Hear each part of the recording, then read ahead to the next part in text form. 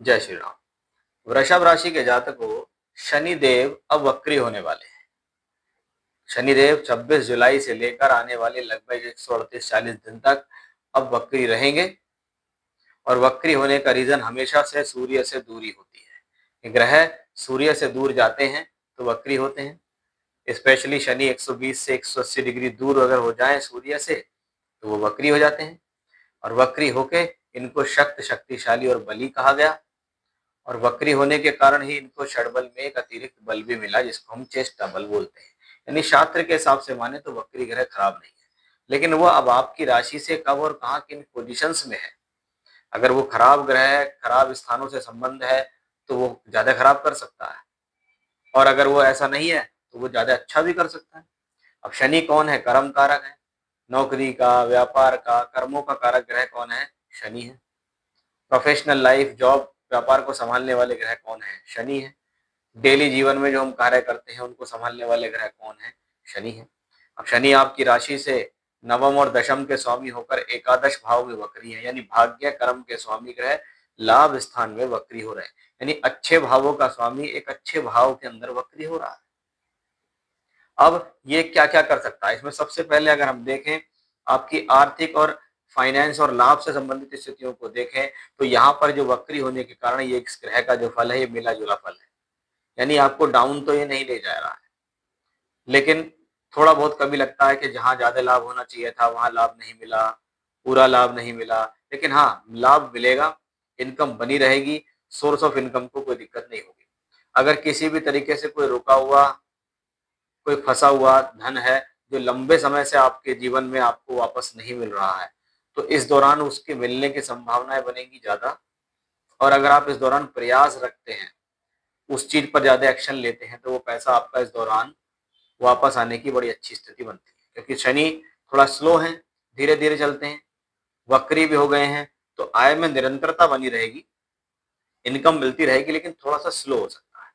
तो निवेश के मामलों में थोड़ा सा सावधानी बरतने की जरूरत है। कोई भी बड़ा जोखिम लेना आपके लिए इस दौरान ठीक नहीं है। अगर हम करियर के पॉइंट ऑफ व्यू से, व्यापार के पॉइंट ऑफ व्यू से देखें, तो शनि कर्म कारक भी है। शनि को नेचुरल भी कर्म कारक कहा गया, और आपके लिए तो 10th लॉर्ड करियर के लॉर्ड भी है। और वक्री अवस्था तो इसका सीधा इफेक्ट आपके कार्य क्षेत्र से यहाँ जुड़ जाता है।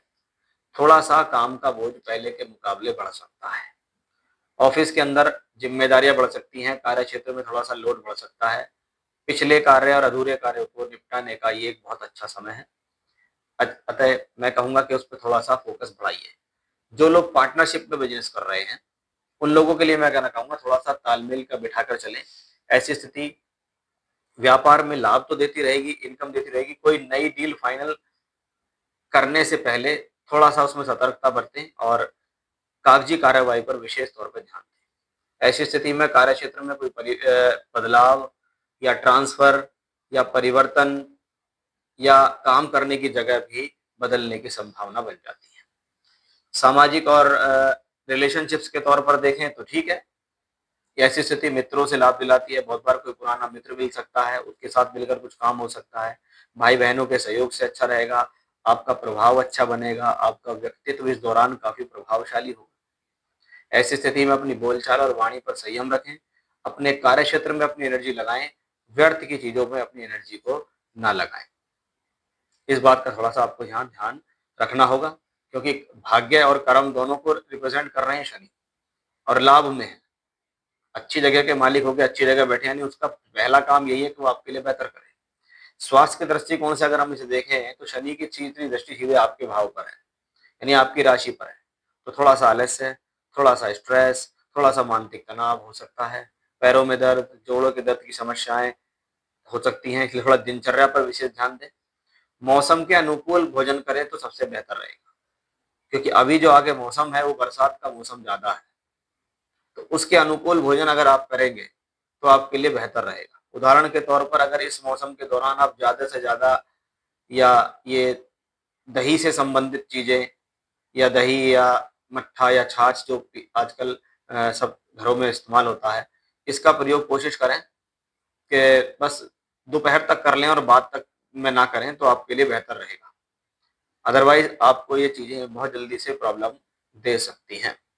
शनि के प्रथम भाव भाव पर पड़ रही है दृष्टि, तो भाई थोड़ा व्यक्तित्व में गंभीरता आ जाएगी, कार्यों में थोड़ी सी देरी हो सकती है, उसके कारण चिड़चिड़ापन बढ़ सकता है।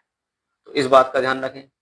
जो भी लोग पढ़ रहे हैं, क्योंकि पंचम भाव पर दृष्टि है, तो विद्यार्थियों को थोड़ा अधिक मेहनत करनी पड़ेगी, कंफ्यूजन से बचें, भ्रमित होने से बचें, ट्रैक चेंज ना करें, जहां जिस स्थिति में जिस मोड पे हैं उस पर ध्यान रखें। प्रेम संबंधों का विशेष तौर पर ध्यान रखना होगा। अगर कोई रिसर्च कर रहे हैं, किसी चीज पर रिसर्च कर रहे हैं, कोई कोई गूढ़ विषय पर काम कर रहे हैं, तो वहां के लिए भी आपको थोड़ा सा कठिनाई बढ़ सकती है। ट्रैक पर बने रहने से आपको फायदा मिलेगा। वाहन चलाने में भी आपको इस दौरान सावधानी बरतने की विशेष तौर पर जरूरत है। तो ये था कि भी वृषभ राशि के जातकों, आपके जीवन के अंदर अब शनिदेव वक्री होने वाले हैं, तो वो आपको कैसा परिणाम दे सकते हैं, उसके बारे में मैंने आपको जानकारी दी। और जो जानकारी मैंने आपको बताई है उसमें सावधानियां भी हैं, उसे जितना अपने माइंड में रखेंगे उतना बेहतर रहेगा।